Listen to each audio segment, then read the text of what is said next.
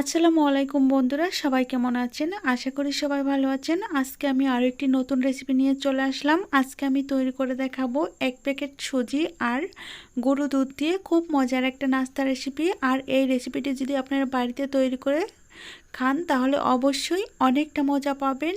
আর এই রেসিপিটি ছোটো বড় সকলে অনেকটাই পছন্দ করবে। বানাতে খুবই সহজ, খুব অল্প সময়ে নাস্তাটা তৈরি করে নেওয়া যায়। চলুন কথা না বাড়িয়ে আমরা মূল ভিডিওতে চলে যাচ্ছি। সম্পূর্ণ ভিডিওটি দেখার চেষ্টা করবেন। সুজি দিয়ে এই সুন্দর পিঠা তৈরি করার জন্য অথবা নাস্তাও বলতে পারেন, এটা তৈরি করার জন্য আমি এখানে নিয়েছি 1 প্যাকেট ভাজা সুজি, আর এটা 200 গ্রামের মতো হবে আছে। আমি এই সুজিটা নিয়েছি আর নিয়েছি 2টি গরু দুধের প্যাকেট। আপনারা চাইলে একটি দিয়েও করে নিতে পারেন। এখন আমি প্যাকেটের মুখটা কেটে তারপরে একটা মেজারমেন্ট কাপে দেখাচ্ছি কতটুকু সুজি আছে। এখানে দেখলেই বুঝতে পারবেন। আমি এই কাপে ঢেলে নিচ্ছি। 1 কাপ হয় কিনা দেখে নিচ্ছি। আমার এখানে 1 কাপ হয়ে একটু বেশি হয়েছিল। আমি দেখিয়ে দিচ্ছি কতটুকু বেশি হয়েছিল, দেখলেই বুঝতে পারবেন। এই যে এই কাপে 1 কাপ বেশি হয়েছিল। এখন আমি এই সুজিগুলোকে চুলায় চলে যাব ভাজার জন্য। যেহেতু ভাজা সুজি, বেশি ভাজার প্রয়োজন নেই, অল্প একটু ভেজে নিলেই চলবে। আমি হাতে গোনা 2 মিনিটের মতো ভেজে নিব। তারপরে এখানে আমি গরু দুধ অ্যাড করে দিব। দেখেন আমার প্রায় 2 মিনিট ভাজা হয়ে গেছে। এখন আমি প্যাকেটের গরু দুধ দুটোই অ্যাড করে দিচ্ছি। আমি 2টা গরু দুধের মুখ কেটে নিয়েছি আর সম্পূর্ণ গরু দুধটুকু ঢেলে দিচ্ছি একসাথে করে। আমার ঢেলে দেওয়া হয়ে গেছে। এখন আমি আরও 1 মিনিটের মতো ভেজে নেব। দেখেন আমি একটু ডিপ করে দিচ্ছি বোঝার জন্য। তো আমার 1 মিনিটের মতো ভাজা হয়ে গেছে প্রায়। এখন আমি এখানে পানি অ্যাড করে দেব। অবশ্যই ভালোভাবে মিশিয়ে ভেজে নেবেন। তার আগে আমি একটু লবণ অ্যাড করে দিচ্ছি। অ্যাড করা হয়ে গেলে এখন আমি এখানে নর্মাল তাপমাত্রা পানি দিয়ে তারপর সুজিটাকে আর একটু সিদ্ধ করে নিব। এই যে দেখেন আমি এখানে মেজারমেন্ট কাপ দিয়ে পানি দিচ্ছি। একেবারে দিতে যাবেন না, এতে করে খুব লুজ হয়ে যাবে। যেহেতু আমরা একটা টাইট ডো তৈরি করে নিব, তার জন্য অল্প অল্প করে পানি দিয়ে তারপর দুধ আর সুজিটাকে চুলার উপরেই মিশিয়ে নিতে হবে। খুবই সুন্দরভাবে মিশিয়ে নেবেন। দেখেন সম্পূর্ণ ডুই আমি মিশিয়ে নিয়েছি। এখন আমি নামিয়ে নিব একটা প্লেটের উপর। আমার মিশানো হয়ে গেছে। দেখেন কতটুকু টাইট হয়েছে। তো আমি একটা প্লেটের উপর রেখেছি। রেখে তারপর এখন কিন্তু অনেকটাই গরম, হাত দিয়ে ধরা যাচ্ছে না। তারপর আমি একটু হাত দিয়ে ডলে ডলে মিশিয়ে নিচ্ছি। খুবই গরম। আর এখানে আমি অ্যাড করে দিব চিনি। আমি চিনিটাকে আগে থেকে শিলপাটায় গুঁড়ো করে নিয়েছি। আপনারা চাইলে ব্লেন্ডারে গুঁড়ো করে নিতে পারেন। অবশ্যই গুঁড়ো করা চিনিটা দেওয়ার চেষ্টা করবেন, এতে করে মিশে যেতে সুবিধা হবে। আর চিনির পরিমাণটা আপনাদের পছন্দ মতো দিয়ে দিবেন। যে যেরকম মিষ্টি খান ঠিক সেরকমভাবে দিয়ে দিলেই হবে। চিনি দেওয়ার পর যখন ডোটা মাখাবো তখন একটু নরম হয়ে আসবে, এতে ভয় পাওয়ার কিছু নেই। তার জন্য এখানে আমি একটু হালকা ময়দা মিশিয়ে দিচ্ছি। আপনারা চাইলে চাউলে গুঁড়ো দিতে পারেন। তারপর আমি ভালোভাবে মিশিয়ে লম্বালম্বি একটা রোল করে নিব। রোল করা হয়ে গেলে এখানে আমি 3টা ভাগে ভাগ করে নিব। আমি একটা ছুরি দিয়ে 3টা ভাগে ভাগ করে নিচ্ছি। আপনারা চাইলে এই কাজটা হাতের সাহায্যেও করে নিতে পারেন। দেখেন আমার ভাগ করা হয়ে গেছে। এখন আমি দুটো আলাদা করে রেখে একটা নিয়ে যাচ্ছি একটা পিঁড়ির উপর রেখে আমি এখানে একটু গোল করে নিচ্ছি। গোল করা হয়ে গেলে সুন্দর একটা রুটি বানিয়ে নিব।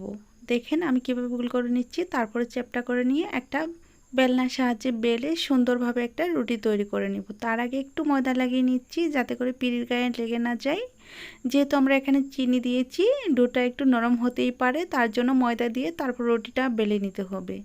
রুটিটা একদম মোটাও হবে না, আবার একেবারে পাতলাও হবে না, মাঝামাঝি সাইজের একটা রুটি হবে। দেখেই বুঝতে পারছেন আমি রুটিটা কিভাবে তৈরি করেছি। এখন আমি একটা কুকি কাটার নিয়েছি রুটির নাস্তাগুলো তৈরি করে নেওয়ার জন্য। আপনারা চাইলে লবণের মুখা অথবা বোতলের সিপি অথবা গ্লাস দিয়েও এই নাস্তাগুলো রেডি করে নিতে পারেন। দেখেন খুব সহজেই নাস্তাগুলো উঠে যাচ্ছে, আর তার মানে রুটিটা খুবই সুন্দর হয়েছে।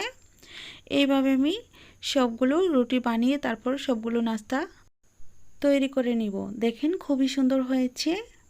তারপর বাকিগুলো আমি একইভাবে কেটে নিচ্ছি। আর যে ডোটুকু আছে এটাকে আমি আবারও রুটির মতো করে বেলে তারপর এগুলো দিয়ে আবারও নাস্তা তৈরি করে নিব। একইভাবে আমি সবগুলো বানিয়ে নিয়ে চলে এসেছি। এখন আমি এগুলো ভাজার জন্য চুলায় চলে যাব। চুলায় আমি একটা ফ্রাই প্যান বসিয়ে রেখেছিলাম, আর এখানে পর্যাপ্ত পরিমাণে তেল দিয়ে তেলটাকে আমি হাই হিটে গরম করে নিয়েছি। অবশ্যই তেলটাকে প্রচণ্ড পরিমাণে গরম করে আর এই গরম তেলেই এই পিঠাগুলো ছেড়ে দিতে হবে, তা না হলে পিঠাগুলো ফেটে যাবে অথবা ভেঙে যাবে।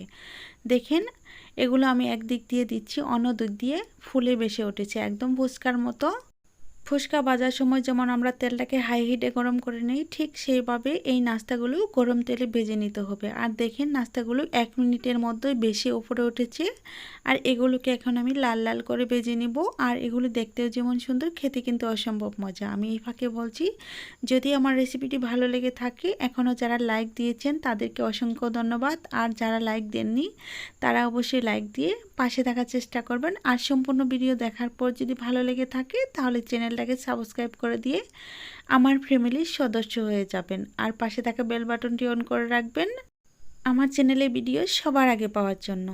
দেখেন কথা বলতে বলতে আমি পিঠাগুলো বেজে নিয়েছি, এখন কিন্তু অনেকটা লাল লাল হয়ে এসেছে। এখন আমি সবগুলো নাস্তা একটা শাকনা দিয়ে তুলে নিব। আমি একইভাবে বাকি যে নাস্তাগুলো আছে আমি সেগুলোকেও বেজে নিব। দেখেন কতটা সুন্দর হয়েছে, খেতে কিন্তু অসম্ভব মজা, যেহেতু আমরা এখানে গরু দুধ দিয়েছি আর সুজি যে কোনো কিছুই ভালো লাগে।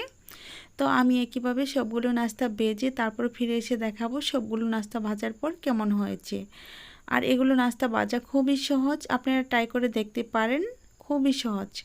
এখন আমি ফিরে আসছি সবগুলো নাস্তা ভাজার পর। দেখেন আমার সবগুলো নাস্তা ভাজা হয়ে গেছে, আমি একটা বড় প্লেটে উঠিয়ে নিয়েছি। আর এখানে কিন্তু অনেকগুলো নাস্তা হয়েছে, আমার আরও নাস্তা আছে।